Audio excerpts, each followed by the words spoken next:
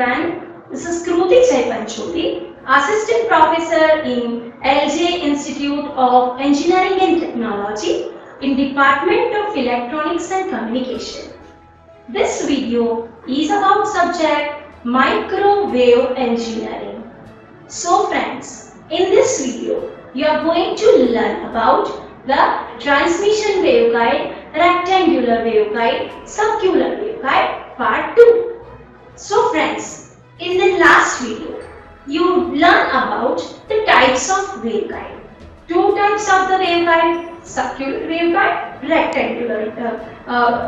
circular waveguide, rectangular waveguide. How many modes can transmit? There are two modes. Two waveguide modes, TM mode and TE mode. What is the TM mode? The magnetic lines are entirely transverse in the direction of the propagation of EM waves. In the TE mode, electric field lines are entirely transverse to the direction of the propagation. This was the diagram which shows regarding the magnetic flux lines, and the electric flux lines. This is the half variation, in the white dimension, and which is what the subscript shows. Here it is also the diagram of the TE10, TE20, TE11. So this is the diagram for the circular waveguide. So now, the possible existence of the higher order mode in a waveguide may cause the power loss during the transmission of the electromagnetic waves. So that is why the modes, which basically corresponds to the different possible solutions of the Maxwell equation inside the waveguide region, and can exist if the frequency of the signal is above a certain value, which is known as the cutoff frequency. So now, this is the equation for the cutoff frequency. What is that? Fc, so Fcmn, so it is equal to what? So it is equal to the 1 upon 2 square root of mu epsilon square root of m by a whole square plus n by b whole square. It is also is equal to c upon 2 square root of epsilon r mu r square root of m upon a whole square plus m by b whole square. So, if the frequency of the signal is below the cutoff frequency, then the corresponding mode will be attenuated within a short distance. The cutoff frequency, which depends on the order of the mode and the dimension of the waveguides. So, each mode has its individual field pattern and the cutoff frequency. The mode which has the less or the lowest cutoff frequency among all possible modes is called the dominant mode. So every time we are selecting the dominant mode, if the no mode of propagation is given in the example. So the mode has the lowest cutoff frequency among all possible mode is called the dominant mode. So the rectangular waveguide, and here the location of the various modes that are shown. So now here in the diagram you can see that how the various TE0, TEM, TE1, TE2, TM1, that modes, they are located. So it's a common practice to operate a waveguide in a dominant mode for reducing the mode loss. So you should know about what is the dominant mode in case of the TE mode, what is the dominant mode in case of the TM mode.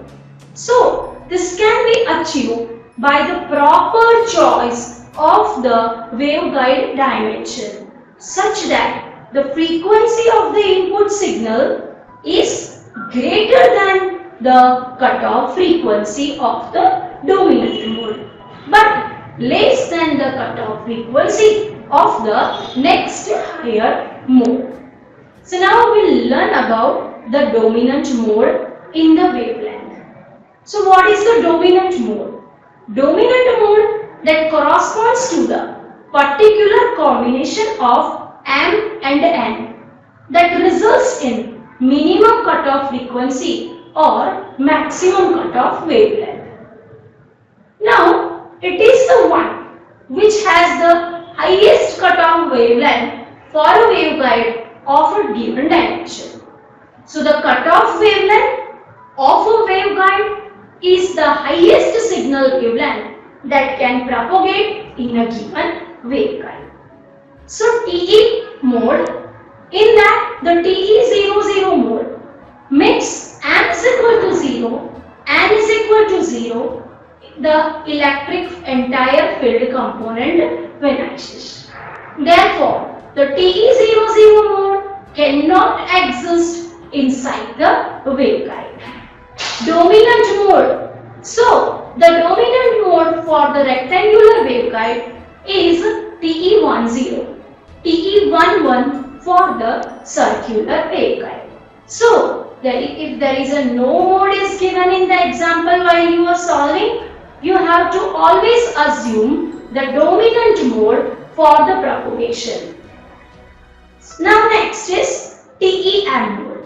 What is the TEM mode? It's a transverse electric mode. Okay, so TEM mode, both the electric and the magnetic field are entirely transverse. TEM, transverse electric and magnetic mode. Okay, so now it is significant to note that the TEM mode that cannot propagate in the hollow waveguide. Either the TE or the TM can propagate through the waveguide. Now, non-existence of the TEM mode in the hollow waveguide. So very first if we will say that TEM mode exists within a waveguide. Now in the Maxwell equations, okay, which ensures that the H bar forms a closed loop. Since the TEM wave, H bar, that is the magnetic field, must be perpendicular to the direction of the propagation. So therefore, closed loop of line that all must be perpendicular to the direction of the propagation or at the cross-sectional plane of the waveguide. So now, inside the waveguide, J is equal to 0, current density is 0. Therefore, the Maxwell's equation, integration H dot dl is equal to integration d plus j ds, which implies that d is not equal to 0 and must be along the axis of the waveguide. So the presence of the d bar along the axis of the waveguide, which ensures that the existence of the e bar along the axis of the waveguide, that is in the direction of the propagation. So now, which conclude that the TEM wave cannot exist inside the hollow waveguide. Practically, the propagation of the axial current that requires a center conductor, and that is why the TEM mode propagation required a two-conductor system. So here in the diagram you can see that the current field, the magnetic field, electric field, okay, and the propagation vector that you can see. So now the electric field line, okay, this electric field line that extends from the one conductor to the other conductor and are wholly transverse with the no component in that direction of the propagation. Similarly, the magnetic field, okay, they are the closed loop and have no component in the direction of the propagation. So, there is no cutoff wavelength and can propagate at all frequencies from the DC to the microwave. So, this is the strong reason that why the TEM wave cannot propagate through the, we can understand that why the TEM mode is the principal mode in the coaxial line.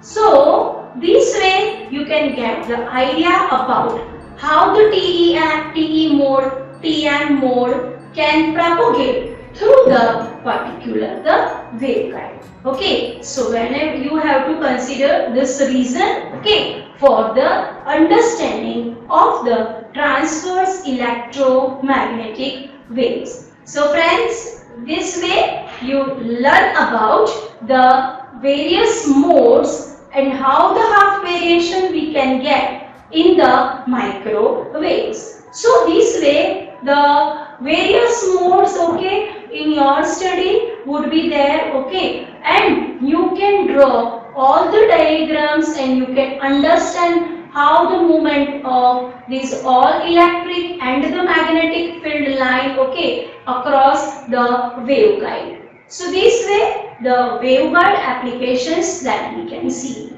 You know again that at the low frequency you can measure the voltage and current, but over here you know that you cannot measure the voltage and current, only we can have the idea about the traveling waves, okay, that the incident waves are going, then they can be reflected, okay, or they can reach to the one point to the another point. So if there is no reflection, we can have the totally idea about the signal that the wave that can be reached, okay, to the destination. So this way we can have the idea about that how the modes can be transferred. So it is regarding the circular mode, the rectangular mode, types of the mode, okay, we have learned. We'll see about the many more things regarding the rectangular waveguide and the circular waveguide in the next session. So keep watching LJIET Electronics and Communication for more updates in the microwave engineering. So thank you very much everyone.